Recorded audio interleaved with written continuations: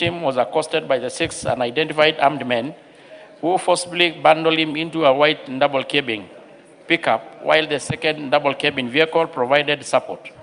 The registration number plate of both vehicles were concealed. The further mobile number data analysis on the victim's number established that the last active signal was traced along Desai Road, approximately 1.2 kilometers from the scene, after which the handset was switched off and has remained inactive since then. So far, the investigation team has been unable to get any positive leads that may assist in the locating or rescuing the victim and the identification, apprehension of the abductors. I therefore implore anyone who has information on the whereabouts of Mohammed to report to the nearest authority, and the same will be treated with the confidence. Meanwhile, investigation into the same matter is still ongoing.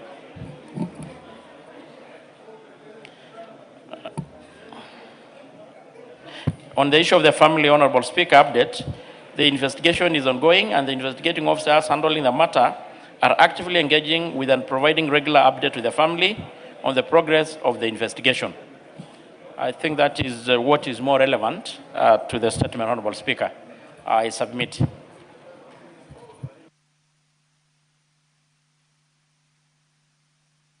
Dan Tongoyo, Waitan. Thank you, Honorable Speaker. Honorable Speaker, going through this statement, you will see that there are people out there to play around with the lives of Kenyans. This is extremely shallow that I was not expecting such kind of a statement from the relevant departments. 1 month before he was abducted, Mohammed Ismail came to my office complaining, Mr. Speaker, may I have your ear, please? This is very important. 1 month earlier, Mr. Mohammed Ismail came to my office complaining that there are people who are following him, and there is a TikToker, which I have, who said that Mohammed Ismail will be abducted soonest possible.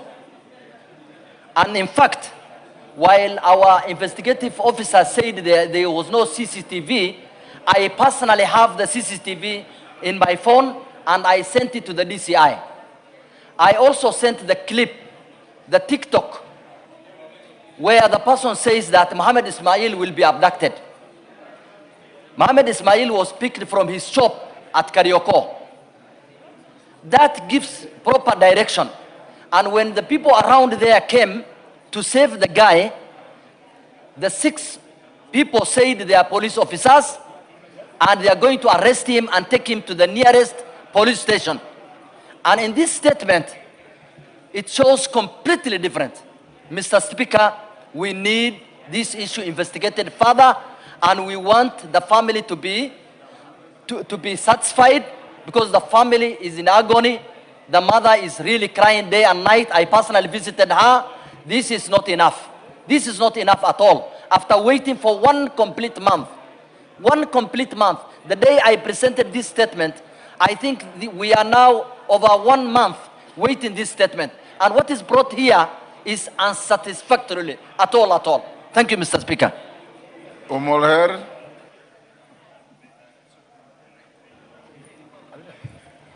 Thank you, Speaker. I would want to also comment on this. Tongoyo, are you listening on to this the interventions? matter. Mr. Speaker, several statements similar to what Mheshimiwa has brought were raised on this floor, myself included. As we speak in Garissa, we have 4 young men who are still missing from the Boy area, who were arrested.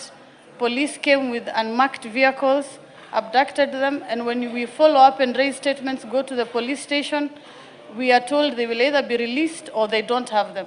Then what happens after a while is these people are now released or abandoned in the nearby bushes by the same police officers who claim to not be aware of this situation. Mr. Speaker, Article 49(1)(f) on the Constitution states that somebody must be released within 24 hours after being arrested and arraigned in court. Mr. Speaker, this is not happening. The police officers are not following their code of conduct. From where we sit as the representatives of the people, we are worried. Sometimes bad people use a similar method that the police officers are using to arrest people who they have individual issues with. So we do not know who is conducting this kind of arrest. Mr. Speaker, the fight against crime must not come at the expense of constitutionalism. I demand from the committee to assist us to provide tangible answers so that we are able to protect these people, we are able to protect both criminals and the good among the community, so that we are able to know what's happening amongst us. Thank you, Mr. Thank you, Mr. Speaker. Mr. Speaker, abductions, disappearances, goonism have no place in the modern day Kenya. Mr. Speaker, the trend, the reason why we have a very good constitution, Mr. Speaker, is to make sure that those individuals who are alleged to have committed crime be subjected to the rule of law. Mr. Speaker, in this era, and I'm sure you must have heard recently, people just, so-and-so is missing, so-and-so has been abducted, the police are asked to carry investigations, then the investigation just ends there. Mr. Speaker, I have gone through the answer here. That answer, I do not know how to describe it. I'm sure that my friend Togoyo here, from his face, is not satisfied with the answer.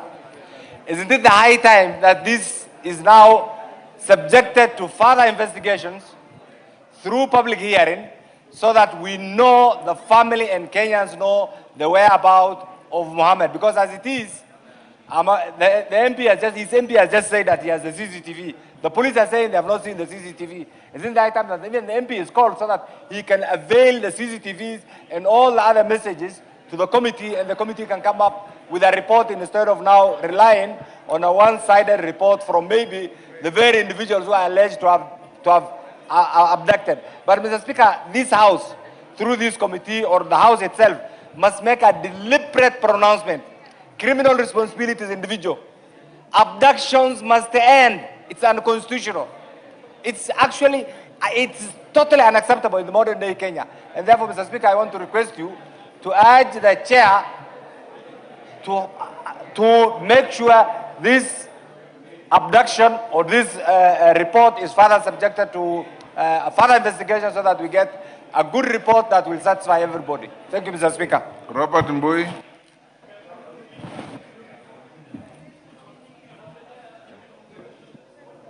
Robert Mbui.